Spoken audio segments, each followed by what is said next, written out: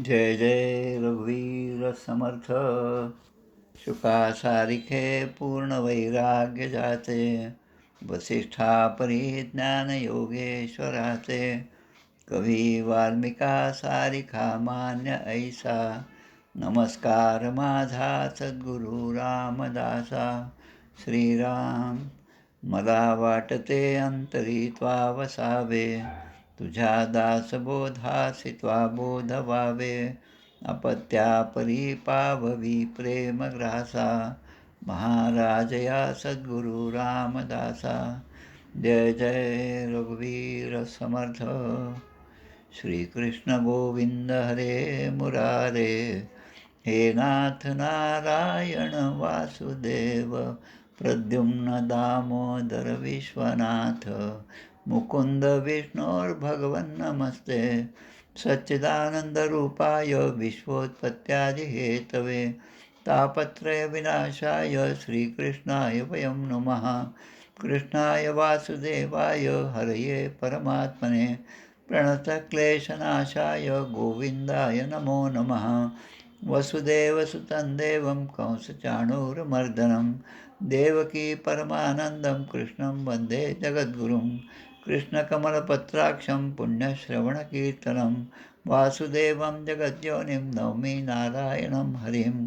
कृष्ण कृष्णेति कृष्णेति यो मां स्मरति नित्यशः, जलं भित्वा यथा पद्मं संसाराद् उद्धराम्यहम्. कृष्णाय वासुदेवाय देवकीनन्दनाय च, नन्दगोपकुमाराय गोविन्दाय नमो नमः. नमः पङ्कजनाभाय नमः पङ्कजमालिने, नमः पङ्कजनेत्राय नमस्ते पङ्कजाङ्घ्रे. गोपाल कृष्ण भगवान की जय. जय जय रघुवीर समर्थ. श्री भगवानुवाच, ज्ञानं परं गुह्यं मे यद्विज्ञानसमन्वितः, सरस्यं तदङ्गं च ग्रहाणगदितं मया. यावानहं यथा भावो यद्रूपगुणकर्मकः, तथैव तत्त्वविज्ञानमस्तु ते मदनुग्रहात्. अहमेवासमेवाग्रे नान्यं यदसत्परं, पश्चादहं यदेतच्च यो वशिष्येत सोऽस्म्यहं. ऋतेऽर्थं यत् प्रतीयेत् न प्रतीयेत् चात्मनि, तद्विद्यादात्मनो मायां यथा भासो यथा तमः. यथा महान्ति भूतानि भूतेषु चावचेष्वनु, प्रविष्टान्यप्रविष्टानि तथा तेषु न तेष्वहम्. एतावदेव जिज्ञास्यं तत्त्वजिज्ञासुनात्मनः, अन्वयव्यतिरेकाभ्यां यत् स्यात् सर्वत्र सर्वदा. एतन्मतं समातिष्ठ परमेण समाधिना, भवान् कल्पविकल्पेषु न विमुह्यति करिचित्. गोपाल कृष्ण भगवान की जय. जय जय रघुवीर समर्थ. 6व्या स्कंदाची अवतरणिका. षष्ठ स्कंद प्रथमोध्यायात अजामिलोपाख्यान विख्यात अजामिलोद्धार धर्म भागवत द्वितीयात वर्णिला. यमदूत चर्चा तृतीयाशी, चतुर्थी हरिदर्शन दक्षाशी, पंचमी नारदबोध दक्षपुत्राशी, शाप नारदाशी दक्षाचा. दक्षाच्या 60 कन्यांचा वंश निवेदिला षष्ठाध्यायास. सप्तमी त्यागुनी बृहस्पतीस देवगुरु करीती विश्वरूपाशी. नारायण कवच 8व्याशी, नवमी वधिले विश्वरूपाशी. वृत्रासुराने हरविले देवाशी, केली दधीचीशी प्रार्थना. दधीची या अस्थिवज्राने वृत्रासुराशी युद्ध खेळणे. 10व्यात ते ऐकणे. एकादशी वृत्रासुर वीरवाणी. द्वादशी वध वृत्रासुराचा. त्रयोदशी इंद्रा दोष ब्रह्महत्येचा. चतुर्दशी वृत्रासुर पूर्वजन्माचा. पंचदशी बोध चित्रकेतुशी. षोडशी चित्रकेतुशी विरक्ती, संकर्षण दर्शन प्राप्ती. सप्तदशी शापे तसे पार्वती चित्रकेतुशी.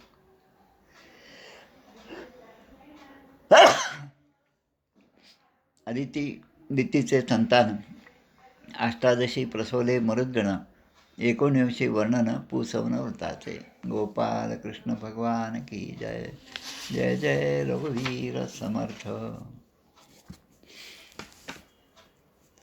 6व्या स्कंदामधील 7वा अध्याय आपल्याला पाहायचा आहे. बृहस्पतींकडून देवांचा त्याग आणि विश्वरूपाचा देवगुरू म्हणून स्वीकार, हा 7वा अध्याय आहे.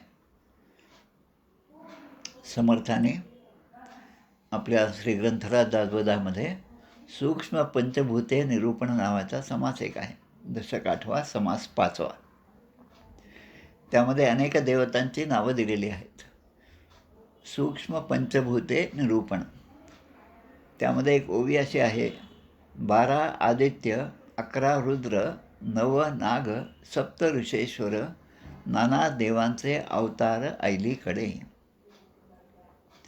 म्हणजे परब्रह्म परमात्मा याचं वास्तव्य कुठे आहे हे सांगताना समर्थ सांगतात, जे 12 आदित्य आहेत, 11 रुद्र आहेत, 9 नाग जे आहेत किंवा 7 ऋषेश्वर जे आहेत, त्या नाना देवांचे अवतार जे आहेत ते सुद्धा सर्व अलीकडचे आहेत. अलीकडे म्हणजे भगवंताचं स्थान त्यापेक्षाही मोठं आहे, त्यापेक्षाही उच्च आहे. अशा श्रेष्ठ अशा आसनावर भगवंत त्या शेषशाही मुद्रेमध्ये निद्रा करीत आहेत, ते झोपलेले आहेत आणि लक्ष्मी त्यांचे चरण सेवित आहे. असं वर्णन समर्थाने आपल्या ग्रंथराज दासबोधामध्ये केलेलं आहे. आता ही ओवी सांगण्याचा उद्देश असा की आत्ताच आपण जो 6वा अध्याय पाहिला, षष्ठ स्कंधे षष्ठोध्याय हा, त्यामध्ये सर्व 60 कन्यांचा वंश दिलेला आहे. त्यामध्ये प्रमुखतः आपण पाहिलं की स्वयंभू मनु आणि शतरूपा, आणि त्यानंतर 9 कन्या आणि कपिल महामुनी, असे 9 मुली आणि 1 मुलगा कपिल महामुनी. तो आपण सगळं आख्यान ते पूर्ण ऐकलं. या 9 कन्यापैकी एक कन्या जी होती तिचं नाव कला, आणि ही कला जी कन्या आहे ती मरीची ऋषींना दिलेली होती. पत्नी मरीचेस्तु कला शुश्रुवे कर्दमात्मजा कश्यपम पूर्णिमानंच ययोरापूरितम जगत. मरीची आणि कला यांच्यापासून एक मुलगा आणि एक मुलगी असे झाले. त्यामध्ये जे आहे ते कश्यप ऋषी आणि त्यांची बहीण असणारी पूर्णिमा, इथपर्यंत एक आख्यान मागे झालेलं आहे. आता हे मनु शतरूपा यांच्या कन्या जे आहेत ते आकुती, प्रसूती, देवहूती. प्रसूती ही दक्ष प्रजापतीनं दिली होती, ब्रह्मदेवाचे पुत्र दक्ष प्रजापती. आणि आता त्यानंतर जे वर्णन येतं त्या प्रसूती आणि दक्ष प्रजापती यांच्या 13 कन्या ज्या आहेत त्या कश्यपांना दिल्या, एक अग्नीला दिली आणि एक पितरांना दिली, एक भगवान शंकरांना दिली. शंकरांना जी दिली ती म्हणजे सती. या सतीचं आख्यानसुद्धा आपण 4थ्या स्कंदामध्ये पाहिलेलं आहे. वडिलांनी यज्ञ केला, यज्ञामध्ये जायला शंकरांनी नाही म्हटलं. सतीने आग्रह केला, वडिलांच्या घरीच यज्ञ आहे, निमंत्रणाची काही गरज नाही. पण ते म्हणतात घरचं जरी असलं तरी निमंत्रणाशिवाय त्या ठिकाणी जाऊ नये. पण ती गेली आणि नंतरचा इतिहास सगळा आपण मागच्या प्रवचनांमधनं पाहिलेला आहे. त्यामध्ये सतीने आपला देहत्याग केला. मग हे जेव्हा भगवान शंकरांना समजलं तेव्हा त्यांचे दूत त्या ठिकाणी गेले आणि सगळ्या यज्ञाचा विध्वंस केला आणि त्या दक्षालासुद्धा मारलं. त्याचं शिर जे आहे ते शिरच्छेद केला. आणि मग दक्षाने इतर देवतांनी प्रार्थना केल्यामुळे त्या दक्षांना पुन्हा जिवंत करावं लागलं. त्यांना अज म्हणजे बोकडाचं मस्तक ते लावलं. आणि हे बोकडाचं मस्तक लावलेले जे दक्ष प्रजापती होते हेच पुढे प्राचेतस दक्ष म्हणून त्यांनी देह धारण केला.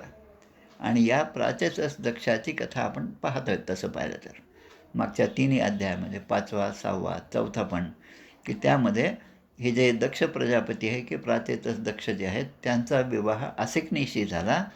आणि या आसिकनीच्या पोटी 3 प्रकारचे पुत्र झाले. एक म्हणजे 10,000 हरिअश्व, त्यानंतर 1,000 शबलाश्व आणि त्यानंतर 60 कन्या. 60 कन्यांचं जे वंश आहेत, 60 कन्यांची नावं, त्यांच्या पतींचे नावं हे सगळं आपण पाहिले. आणि त्यामध्ये मागच्या अध्यायामध्ये आपण पाहिलं की त्यामध्ये एक पत्नी जी आहे ती अदिती होती. आणि अदितीचे 12 पुत्र होते. त्यांचं नावसुद्धा दिलेलं आहे: विवस्वान, आर्यमा, पूषा, त्वष्टा, सविता, भग, धाता, विधाता, वरुण, मित्र, इंद्र आणि त्रिविक्रम म्हणजे वामन. अदितीपुत्रच वामन आहे, अदितीपुत्रच त्वष्टा आहे, पूषासुद्धा अदितीपुत्र आहेत आणि विवस्वानसुद्धा अदितीपुत्र आहेत. म्हणजे हे अदितीचे पुत्र असणारे, यामधलं विवस्वान म्हणजे सूर्याचंच नाव आहे. पूषा याचा पुढे उल्लेख येतो, पूषाला काही संतानं झाली नाही. पण जेव्हा दक्षाच्या यज्ञामध्ये या पूषाने आपले दात दाखवून या भगवान शंकरांना ते हसले होते आणि म्हणून वीरभद्राने त्यांचे दात पाडले. आणि त्याच दैत्यांच्या ठिकाणी दैत्यांची जी धाकटी बहीण होती तिचं नाव रचना. म्हणजे आता ज्या रचना नावाच्या स्त्रिया असतील, भगिनी असतील, त्यांनी लक्षात घ्या. दैत्याची धाकटी बहीण ती रचना आणि ही त्वष्ट्याची पत्नी होती. म्हणजे त्वष्टा कोण?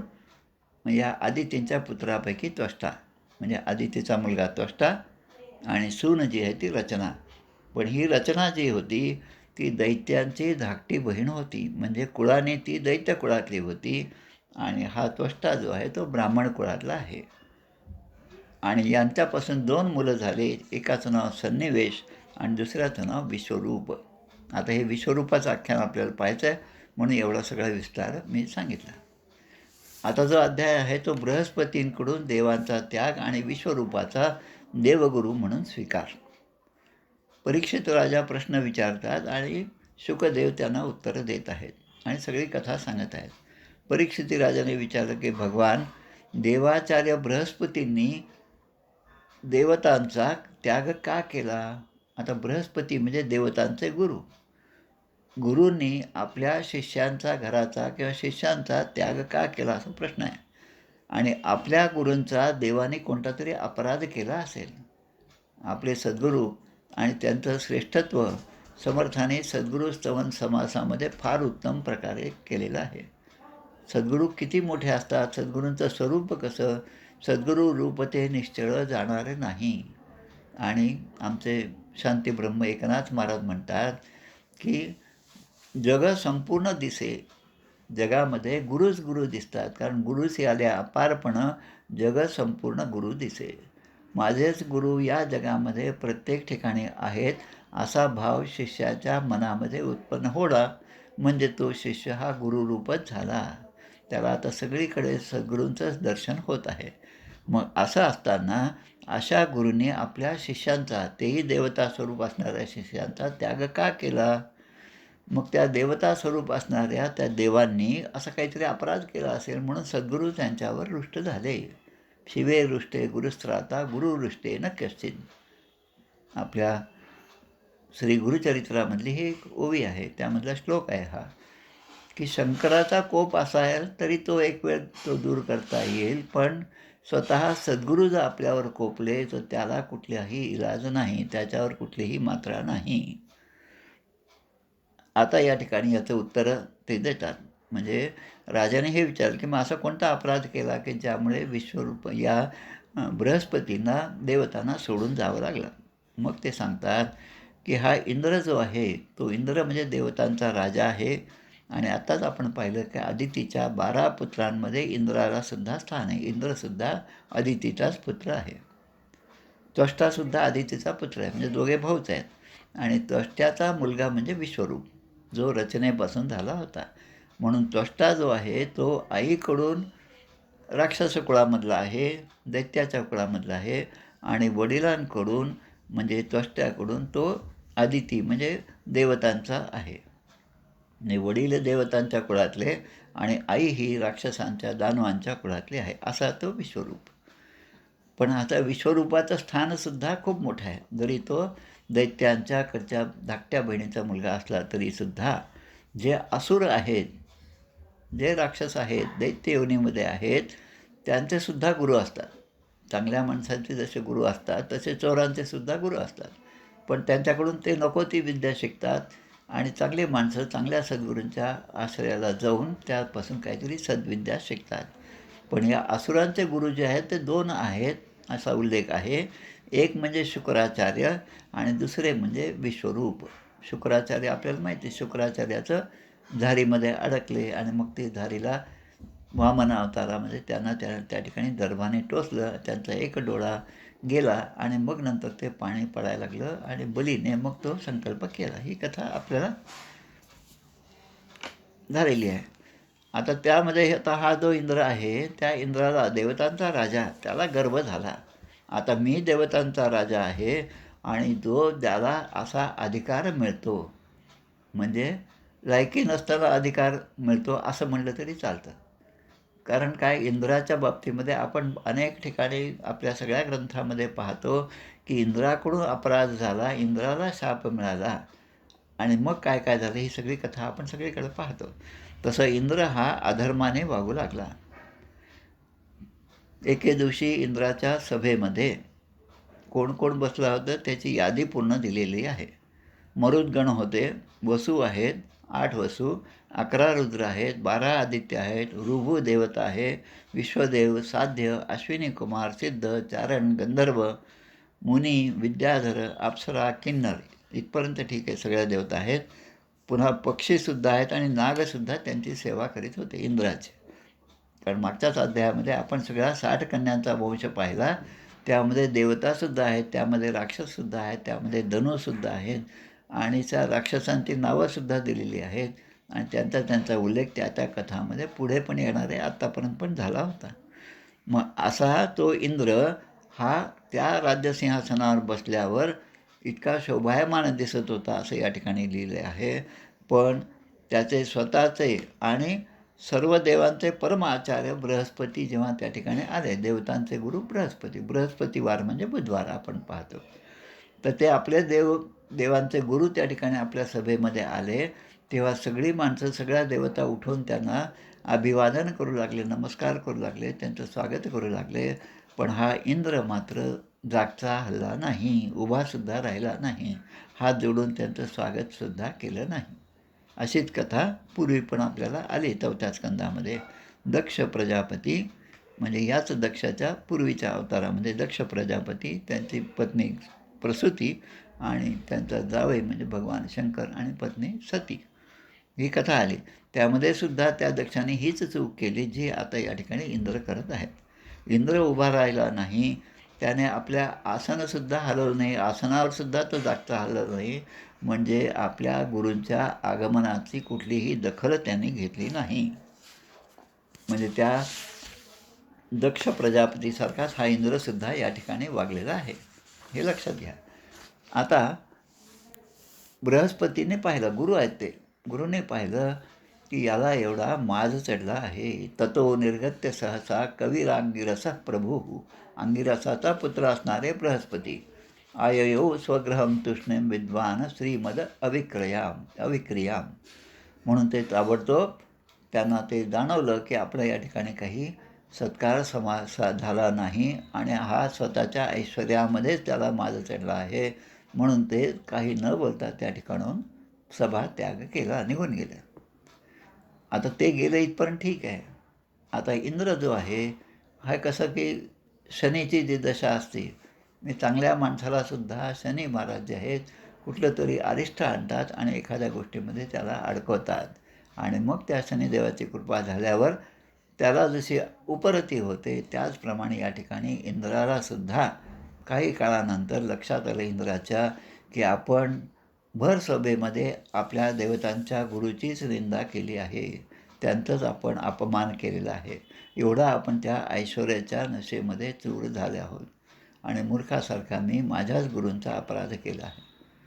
आता ते या ठिकाणी 2-3 गोष्टी खूप महत्त्वाच्या सांगतात. ये पारमेष्ठ्यम देशणम अधितिष्ठन न कंचन प्रत्युष्ठेदिती ब्रूयुर अधर्मम ते न परम विदुः. म्हणजे जे लोक, काही लोक असं म्हणतात की सार्वभौम राजाने सिंहासनावर बसल्यानंतर कोणीही जरी त्या ठिकाणी असला तरी त्याच्यासाठी उभं राहू नये. 2 वाद आहेत याच्यामध्ये. एक साधी गोष्ट आहे की त्याच्यासाठी उभं राहू नये असं जे म्हणतात ते खरे धर्माचे स्वरूप जाणत नाही आणि त्यांनी उभं राहायला पाहिजे असं म्हणणारे आहेत आणि उभं राहू नये असं म्हणणारे सुद्धा आहेत आणि दोन्हींचे कथानकं आपल्या या श्रीमद भागवतामध्ये आहेत.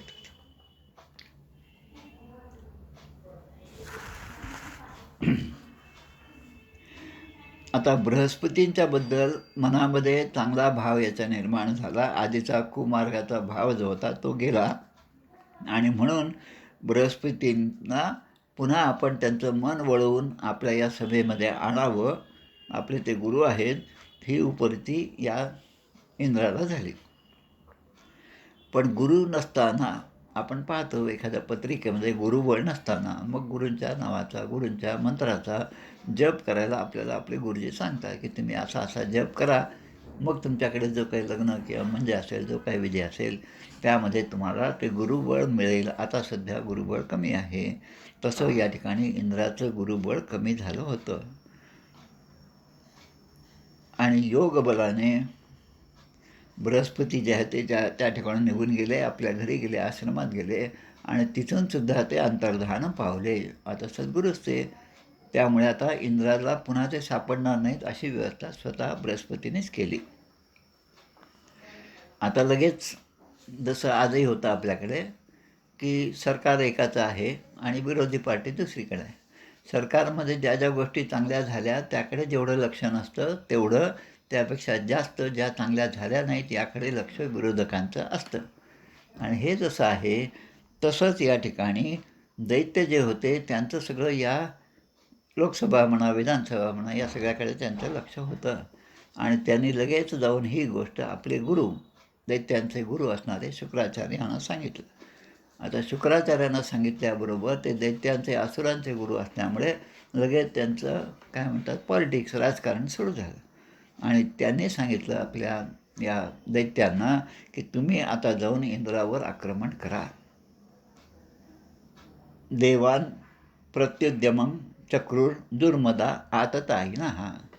तो दुर्मद, ज्याला मोह झाले आहे, असा मदाने भयंकर झालेला हा जो इंद्र आहे त्याच्यावर तुम्ही आक्रमण करा. आता गुरुने सांगितलं तर दैत्यसुद्धा आपल्या सद्गुरूंचं ऐकतात. मग आपण चांगली माणसं असली तर आपल्या सद्गुरूंचं का नाही ऐकू? आपल्या संप्रदायामध्ये आपण जेव्हा पाहतो, मी जेव्हा सगळे चरित्र वाचतो तेव्हा माझ्या लक्षात येतं की प्रत्येकाने, मग ते ब्रह्मचैतन्य गोंदवलेकर महाराज असेल, रामानंद महाराज असतील, आमचे प्रल्हाद महाराज असतील किंवा आजही जेवढे आहेत त्या सर्वांनी आयुष्यात 2 ग्रंथाचा आधार कधीच सोडला नाही. ते 2 ग्रंथ म्हणजे श्रीमद भागवत आणि दुसरा म्हणजे आपल्या संप्रदायाचा, समर्थ संप्रदायाचा श्रेष्ठ ग्रंथ म्हणजे ग्रंथराज दासबोध. ग्रंथराज दासबोध वाचल्याशिवाय एकही दिवस या सगळ्यांचा गेला नाही आणि आपण त्यांचे शिष्य असतो तर आपणही हे ग्रंथ वाचलेच पाहिजेत. मग त्या दैत्यांना हे समजलं की गुरूंच्या सांगण्याप्रमाणे आपण केलं पाहिजे, मग आपल्याला का नाही समजू? म्हणून आपण सुद्धा या दोन्ही ग्रंथांचा अभ्यास केला पाहिजे.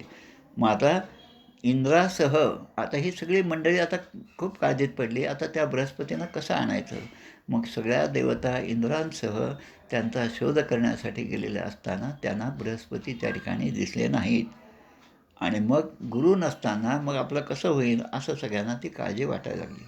म्हणून ह्या सगळ्या देवता या इंद्रांना घेऊन, राजा इंद्रांना घेऊन ब्रह्मदेवांना शरण गेले. तांस तथा अभ्यर्दितान वीक्ष भगवानात्म भूरजः कृपया परया देव उवाच परिसांत्वयन. आता त्या ठिकाणी गेल्यानंतर ब्रह्मदेवाने या सगळ्या देवतांचं सांत्वना केलं, त्यांचं म्हणणं ऐकून घेतलं आणि आता ब्रह्मोवाच, ब्रह्मदेव आता सांगायला लागले. ते देवांना प्रथम म्हणतात की ऐश्वर्याच्या मदामुळे लक्ष्मीचा भरोसा धरी तो एक मूर्ख. म्हणतात ना, समर्थाने सांगितलं आपल्याला लक्ष्मी नाही, आपण करंटे होतो, पण आता लक्ष्मी प्राप्त झाली. पण लक्ष्मी प्राप्त झाल्यानंतर त्या लक्ष्मीच्याच भरोश्यावर आपण मोठेपणा गाजवायला लागलो तर ती लक्ष्मीसुद्धा रुष्ट होते. तीसुद्धा आपल्या भक्ताच्या घराचा, त्याच्या हृदयाचा, त्याच्या शरीराचा त्याग करून ती लक्ष्मीसुद्धा निघून जाते. तसंच या ठिकाणी ते म्हणतात एवढं ऐश्वर इंद्राला प्राप्त झालं, पण तुम्ही ब्रह्मज्ञानी, वेदज्ञ आणि संयमी अशा ब्राह्मणाचा म्हणजे आपल्या गुरुचा, बृहस्पतीचा सत्कार केला नाही. साधा सत्कारसुद्धा केला नाही. आपल्याच घरी पहा, कोणी आपल्याकडे काही पाहुणे आले, आपण आपल्या सोफ्यावर बसून राहिलं, दार उघडं ठेवलं कारण ते येणार आहेत म्हणून, आणि आपण आपल्या जागचे उठलोसुद्धा नाही, तर येणाऱ्या त्या अतिथीला, अभ्यागताला आल्याबरोबर कसं वाटेल याचा विचार करा. आणि जैन धर्मामध्ये जसंच एक मूळ सूत्र सांगितलेलं आहे की दुसऱ्याला काय वाटेल याचा विचार करून जो वागतो तो कधीही दुसऱ्याला त्रास देणार नाही. सत्कर्माने जो वागतो तो दुसऱ्याला वाईट वाटेल असं आचरण कधीही करणार नाही. पण नेमकं असंच आचरण या इंद्राने केलेलं आहे. ही फार वाईट गोष्ट तुम्ही केली आहे असं देवतांच्या समक्ष ते इंद्राला म्हणतात. अहो बत सुरश्रेष्ठा ह्य भद्रं वः कृतं महत् ब्रह्मनिष्ठं ब्राह्मणं दान्तं ऐश्वर्यान नाभ्य नंदत. मग आता ते म्हणतात की तुमचे शत्रू, देवतांना म्हणतात तुमचे शत्रू म्हणजे कोण? असुर. आणि त्यांचे गुरु म्हणजे शुक्राचार्य यांचा तिरस्कार केल्यामुळे अत्यंत निर्बळ झालेले जे दैत्य आहेत ते सुद्धा बलवान झाले, कारण त्यांनी आपल्या गुरूंवर भक्तिभावाने श्रद्धा ठेवली, त्यांचं सांगणं ऐकलं आणि त्याचा परिणाम असा झाला की धन आणि मानाने त्यांना धनही प्राप्त झालं आणि सन्मानही प्राप्त झाला त्या दैत्यांना, आणि ते त्याने संपन्न असे झाले. शुक्राचार्यांना दैवत मानणारे हे दैत्य थोड्याच दिवसात माझा ब्रह्मलोकसुद्धा हिरावून घेतील असं ब्रह्मदेव म्हणाले. आता प्रत्येकाला आपली खुर्ची जाईल याची काळजी वाटायला लागली. आजच्या राजकारणासारखंच शुक्राचार्यांची सल्ला मसलती घेत ते त्या ठिकाणून बाहेर पडू शकले नाही. मग ते म्हणतात की जे श्रेष्ठ मनुष्य, आता श्रेष्ठ मनुष्य कोण, तर त्याचं त्याने उदाहरण या ठिकाणी दिलं. त्रिविष्टपम किम गणन्त्यभेद अभेद्य मंत्रा भृगुणाम अनुशिक्षितार्थाम न विप्र गोविंद गवीश्वराणाम. 3 गोष्टी दिल्यात. विप्र, गोविंद आणि गवीश्वराणाम. गव म्हणजे त्याचा अर्थ श्रेष्ठ मनुष्य कोण? जो ब्राह्मण, गोविंद म्हणजे कृष्ण आणि गायी यांना आपले ईश्वर मानून त्यांची कृपा संपादन करण्यासाठी सगळे अनुष्ठान, सगळी कार्य, प्रत्येक गोष्ट करत असतात, त्यांचं कधीच अमंगल होत नाही. असं छान श्लोक या ठिकाणी 24वा श्लोक दिलेला आहे. आता पुढे की म्हणून ते म्हणतात, त्या देवतांना सांगतात, ब्रह्मदेव सांगतात की तुम्ही आता असं करा, या अदितीच्या 12 पुत्रापैकी त्वष्टा आहे आणि त्वष्ट्याचा पुत्र असणारा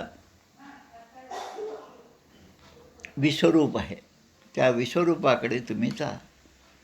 आणि खरे ब्राह्मण आणि तपस्वी जे आहेत ते आताच्या काळामध्ये हेच आहेत, संयमी आहेत, त्यांच्याकडे जा आणि त्यांना जाऊन असुरांवरील प्रेमाला तुम्ही क्षमा करू शकलात, कारण हा आईकडून असुरांच्या जातीचा आहे विश्वरूप. पण त्या असुरांकडनं जरी अपराध घडले असतील तरी थोडंसं यांना थोडं माफ करा, त्यांच्या चुका थोड्या लक्षात घ्या आणि तुम्ही त्यांना या चुकांबद्दल क्षमा करा आणि त्यांचा तुम्ही सन्मान करा, असा सल्ला ब्रह्मदेवाने या ठिकाणी दिलेला आहे.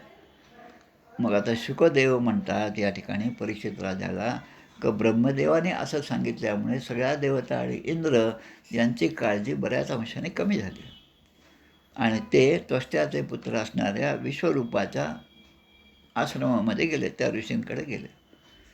आता आपल्याला समर्थ या ठिकाणी सांगतात की आपले काज होय जवरी बहुसाल नम्रता धरी पुढीलांचे कार्य न करी तो एक मूर्ख.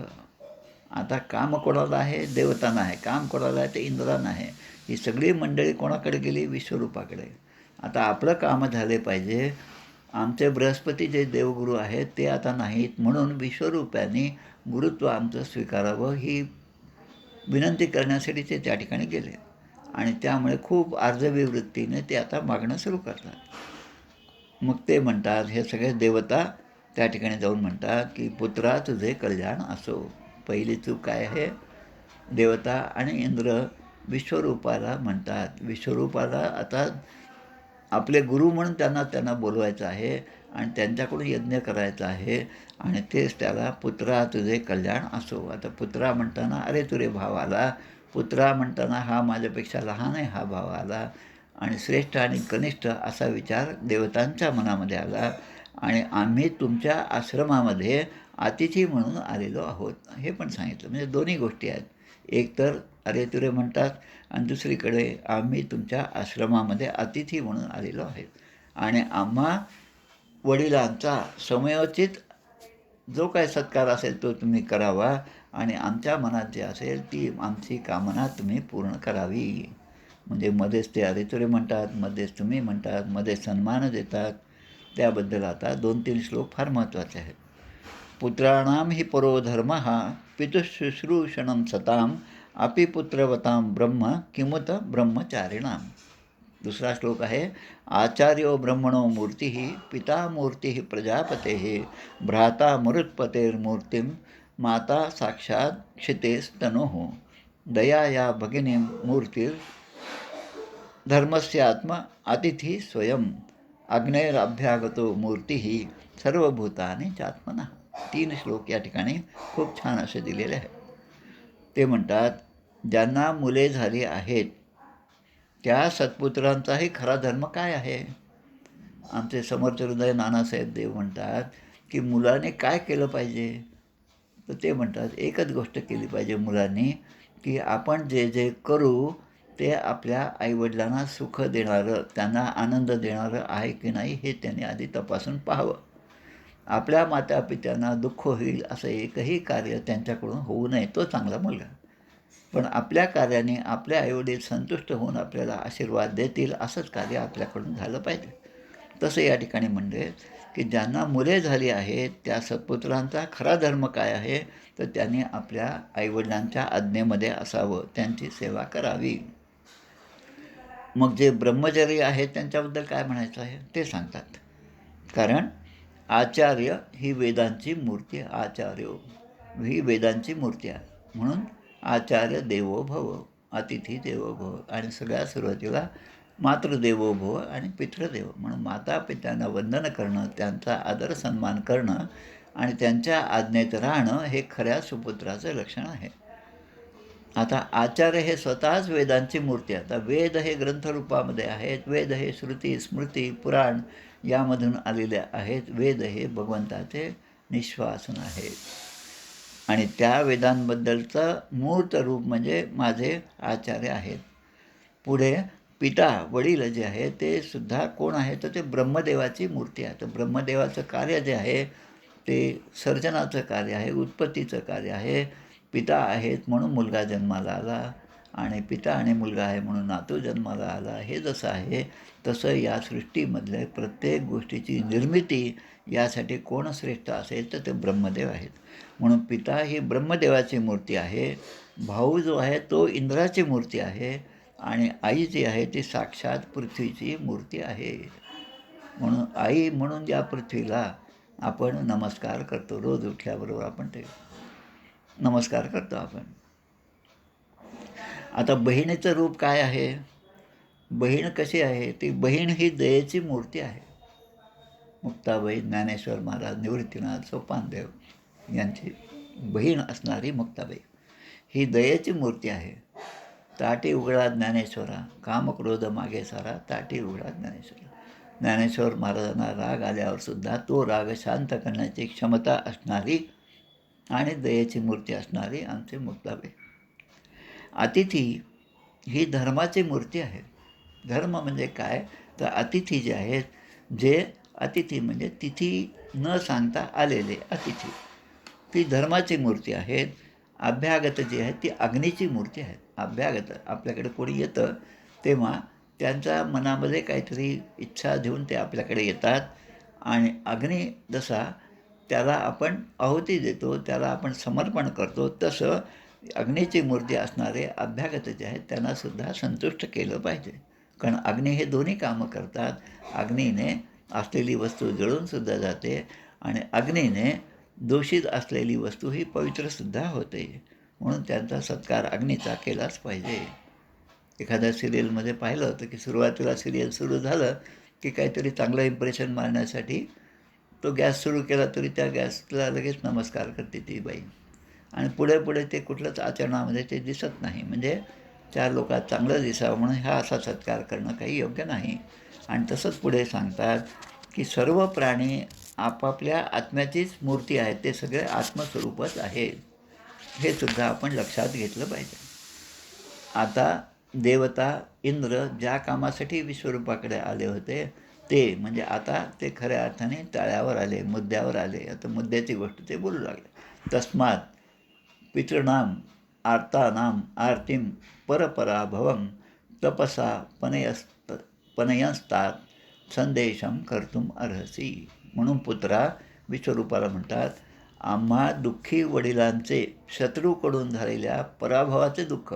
आम्हाला दुःख काय आहे की त्या दैत्याने, त्या विश्वरूपाच्या शुक्राचार्यांच्या शिष्याने आमचा पराभव केला. आमचं तपोबल जे आहे, तपाने जे आम्ही मिळवलं होतं ते त्यांनी नाहीसं केलेलं आहे. म्हणून तू आता आमच्या आज्ञेचं पालन कर आणि आम्हाला या दुःखापासून सोडव, कारण तू ब्रह्मनिष्ठ ब्राह्मण आहेस आणि आमचा गुरु आहे.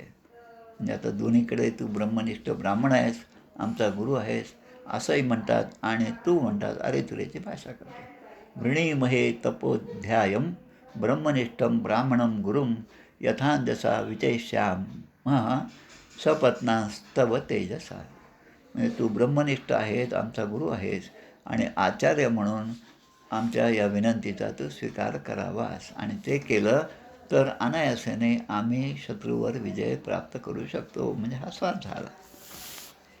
आणि त्यालाच आपण मराठी भाषेमध्ये थोडंसं आपण काय म्हणतो की अडला हरी गाढवाचे पाय धरी. म्हणजे गाढव जरी असला समोरचा तरी त्याच्याशी आजिजीने बोलणं, कारण आपला स्वार्थ त्या ठिकाणी आहे. आणि इथे तर आता सगळ्या देवता इंद्रासहित या विश्वरूपांच्याकडे गेलेत की आमचं गुरुत्व तुम्ही स्वीकार करा. न गर्हयंती यर्थेषु जविष्ठा आंग्र्य अभिवादनम छंदोभ्यो अन्यत्र न ब्रह्मन वयो ज्येष्ठस्य कारणम. कारण ते म्हणतात, हे ब्राह्मणा, देवता म्हणतात, इंद्र म्हणतो, कामाच्या वेळी लहान मुलांच्या पाया पडणेही निंद्य नाही आणि वेदांचे ज्ञानच मोठेपणाला कारण असले असे नाही. हेच म्हणजे वेदांचं ज्ञान ज्याला आहे तो श्रेष्ठ आहे, पण तो वयाने लहान असला तरी तो लहान आहे म्हणून तो श्रेष्ठ नाही असं म्हणणं मात्र चुकीचं आहे. आता कोण वयाने लहान आहे आणि कोण कोणाच्या पाया पडतं याचं उदाहरण पाहिलं तर चांगदेव आणि ज्ञानेश्वर महाराज. ज्ञानेश्वर महाराज 15-20 वर्षाचे आणि चांगदेव 1400 वर्ष जगलेले, ज्याने मृत्यूवर सुद्धा विजय मिळवलेला होता. तरी पण ते ज्ञानेश्वर महाराजांच्या पाया पडण्यासाठी, त्यांचं दर्शन घेण्यासाठी आले. भाव वेगळा होता. मनामध्ये माझं मोठेपण दाखवायसाठी म्हणून ते बागावर बसून आले. हातामध्ये चाबूक होता, तो सुद्धा सर्पाचा होता आणि सगळं ऐश्वर घेऊन ते त्या ठिकाणी आले. जसं एखादे राजकीय पुढारी एखाद्या मंदिरात दर्शनाला जातात तेव्हा सगळं ऐश्वर घेऊन जातात, पण ते ऐश्वर बाजूला ठेवून भगवंताशी एकरूप झालेले फार विरळे असतात. आणि मग या ठिकाणी 2-3 गोष्टी या ठिकाणी शुकाचार्य म्हणतात, शुकदेव सांगतात. देवाने अशा प्रकारे विश्वरूपाला पौरोहित्य करण्याची प्रार्थना केली, तेव्हा विश्वरूपाने प्रसन्न होऊन प्रिय शब्दामध्ये विश्वरूपा असं म्हणाले. आता या ठिकाणी 2-3 गोष्टी महत्त्वाच्या आहेत. विश्वरूप जे म्हणतात ते आपण त्यानंतर ऐकूया. आधी 2-3 गोष्टी ज्या महत्त्वाच्या आहेत. आमचे सुनील दादा चिंचोळकरांच्या प्रवचनामध्ये तुम्हालाही आठवत असेल, एक वाक्य त्यांचं फार महत्त्वाचं होतं, निअरर दी क्राइस्ट फार निअरर दी चर्च फार्दर दी क्राइस्ट. म्हणजे जितका माणूस तो पुजारी म्हणजे ख्रिश्चन धर्मातला हा चर्चच्या जितका जवळ असेल तितका तो त्या येशू ख्रिस्तापासून दूर असतो. आता हेच वाक्य आपल्या धर्मात आपण जर म्हणलं तर जितकं देवतांच्या जवळ जितकी माणसं असतात ते देवता स्वरूप असतात असं नाही. अगदी उदाहरण म्हटलं तर जय आणि विजय पार्षद भगवंताचे आहेत, भगवंताच्या जवळ आहेत, चतुर्हस्त, 4ही हात त्यांच्याकडे आहेत, आयुध आहेत, सगळं आहे, रूपसुद्धा देवाचंच आहे. अजून काय पाहिजे? आणि एवढं असूनसुद्धा त्यांच्या ठिकाणी राग आला.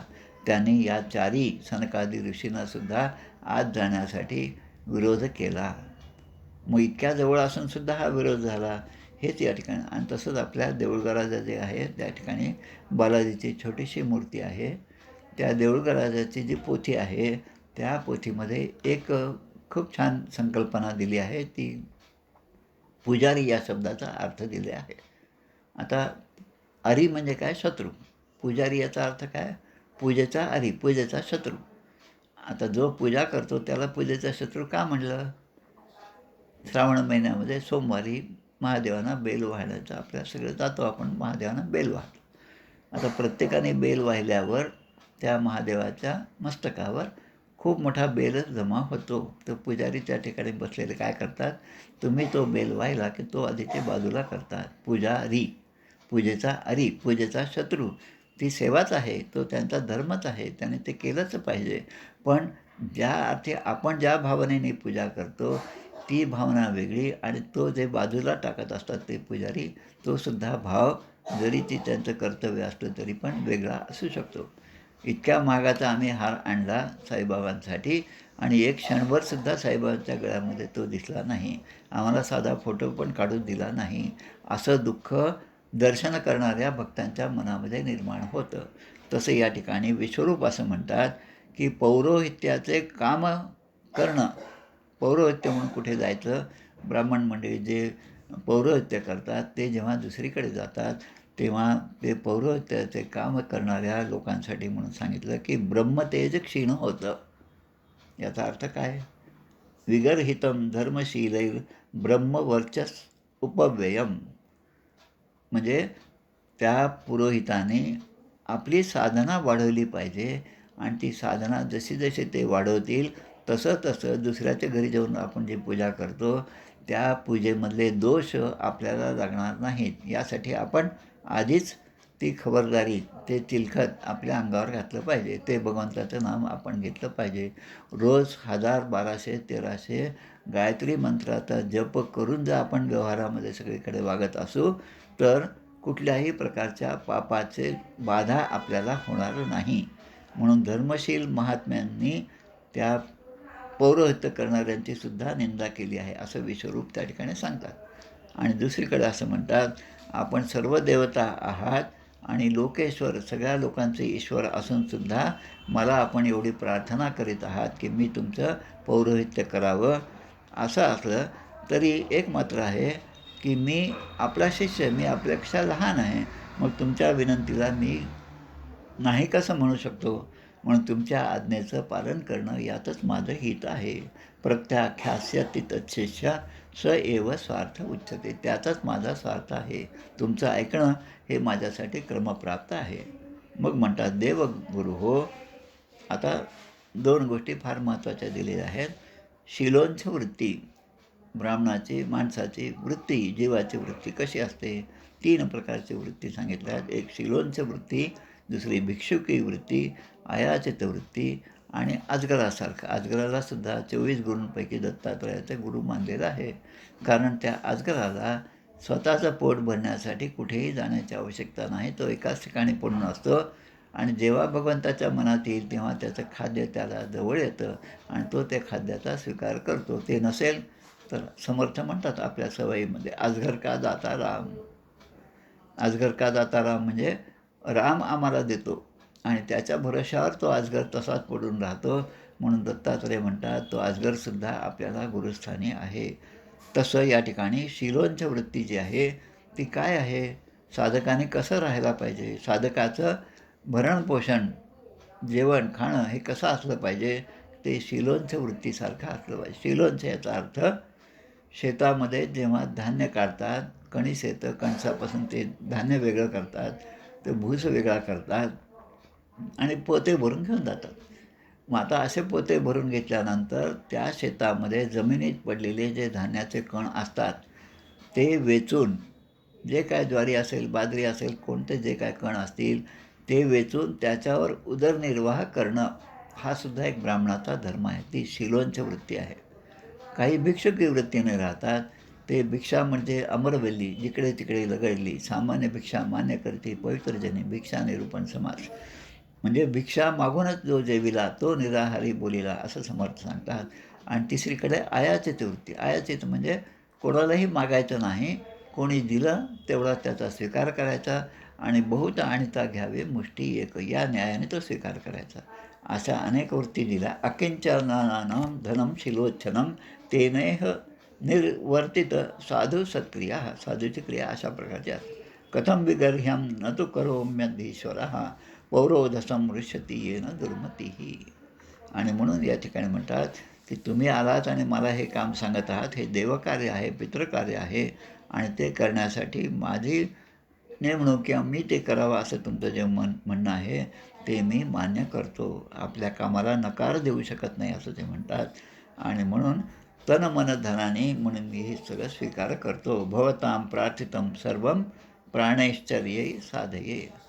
आता शुकदेव आपल्याला सांगतात, विश्वरूप हा खऱ्या अर्थाने मोठा तपस्वी होता. त्वष्ट्याचा पुत्र, आदितीचा नातू असणारा, आणि आदिती म्हणजे देवांची माता, म्हणजे देवतांचेच भाऊ असणारे त्वष्टा आणि त्यांचा मुलगा असणारा हा विश्वरूप. आणि त्यामुळे देवांना वचन देऊन ते पूर्ण करण्यासाठी त्याने त्याला पौरोहित्य म्हणून नेमलं होतं आणि ते काम तो मनापासून करू लागला. आता शुक्राचार्यांनी सुरद्विषां श्रियं गौतम औशनस्यापि वैद्या अचिद्यान दान महेंद्राय वैष्णव्या विद्येया विभू. आता विश्वरूप तर तयार झाले आता पुरोहित होण्यासाठी, आणि विश्वरूपाने जी काही आत्तापर्यंत साधना केली होती ज्ञानाच्या बळावर, जे त्यांनी असुरांनी जी संपत्ती सुरक्षित ठेवलेली होती ती सगळी संपत्ती विश्वरूपाने पुन्हा मिळवली आणि ती या सगळ्या देवतांना इंद्राला आणून दिली, अशी कथा या ठिकाणी आहे. आणि या अध्यायाच्या शेवटच्या श्लोकात ते सांगतात, यया गुप्त सहस्राक्षो, सहस्राक्ष म्हणजे सहस्राक्ष ज्याला आहेत म्हणजे इंद्र, सहस्राक्षो जिज्ञेसुरम चमुर्विभू ताम प्राहस महेंद्राय विश्वरूप उदारधीही. ज्या विद्येने सुरक्षित होऊन इंद्राने असुरांच्या बरोबर विजय मिळवला. आता असुरांवर विजय मिळवणं फार सोपं नाही. अनेक कथा सुर आणि असुर यांच्या युद्धाच्या आपण वाचतो. त्यामध्ये दैत्यांनी सुद्धा खूप प्रकारे तपश्चर्या करून, स्वतः ब्रह्मदेवाकडून, स्वतः शंकराकडून, स्वतः इतर देवतांकडून अनेक प्रकारच्या सिद्धी मिळवलेल्या आहेत. पण या देवतांनी, या असुराने मिळवलेल्या सिद्धी ह्या कपट भावनेने मिळवलेल्या आहेत आणि त्याचा ते दुरुपयोगच करणार आहेत हे भगवंताला माहीत असल्यामुळे त्यावेळेस त्यांनी परित्राणाय साधूनां विनाशाय च दुष्कृतां धर्मसंस्थापनार्थाय संभवामी युगे युगे म्हणून भगवंताने अनेक अवतार धारण केलेले आहेत. तसाच या ठिकाणी विश्वरूपाने सुद्धा त्याला उपदेश केला. आता विश्वरूपाने ह्या देवतांना काय उपदेश केला, इंद्राला काय उपदेश केला, तो उपदेश जो आहे तो पुढच्या अध्यायामध्ये दिलेला आहे. त्याला आपण नारायण कवच असं म्हणतो. नारायण कवचाचा उपदेश हा 8व्या अध्यायाचा हा विषय आहे. म्हणून या ठिकाणी हा 7वा अध्याय समाप्त होतो 6व्या स्कंदातील. इथे श्रीमद्भागवते महापुराणे पारमहंस्यां संहितायां षष्ठस्कंधे सप्तमोऽध्याय. आता उद्या आपण नारायण कवचाचा जो उपदेश आहे, नारायण कवच म्हणजे काय आहे हे आपण उद्या पाहणार. खूप चांगले विषय. आता यापुढे संपूर्ण भागवतच अशा अनेक कथा ज्या आहेत आणि त्यासाठी सेविलेचे सेवावे अन्न, घेतलेचे घ्यावे जीवन, तैसेची श्रवण मनन केलेचे करावे.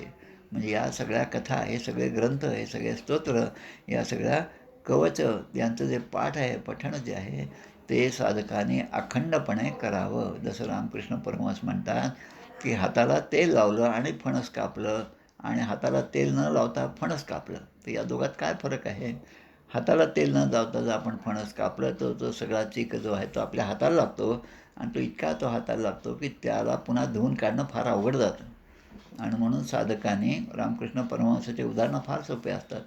ते म्हणतात आधी हाताला तेल लावायचं आणि मग ते फणस कापायचं, म्हणजे मग तो चिकटपणा आपल्या हाताला लागणार नाही. तसं भगवंताचं नाम, भगवंताचे स्तोत्र, भगवंताचे ग्रंथ, साधू संतांचे चरित्र हे आपण वाचत गेलो तर आपल्या मनावर, आपल्या विचारांवर दुष्प्रवृत्तीचा कधीही प्रभाव होणार नाही आणि आपल्या शरीरच काय पण आपल्या प्रत्येक अवयवावर त्यांची सत्ता, त्या भगवंताची सत्ता असल्यामुळे पापकर्म आपल्याकडून होणार नाही. पापाचा विषय आपल्या मनामध्ये सुद्धा प्रवेश करणार नाही. असा नारायण कवच जे आहे ते आपण उद्याच्या भागात पाहूया. या ठिकाणी आपण थांबूया. इथे श्रीमद्भागवते महापुराणे पारमहंस्यां संहितायां षष्ठस्कंधे सप्तमोऽध्यायः. श्रीकृष्णार्पणमस्तु.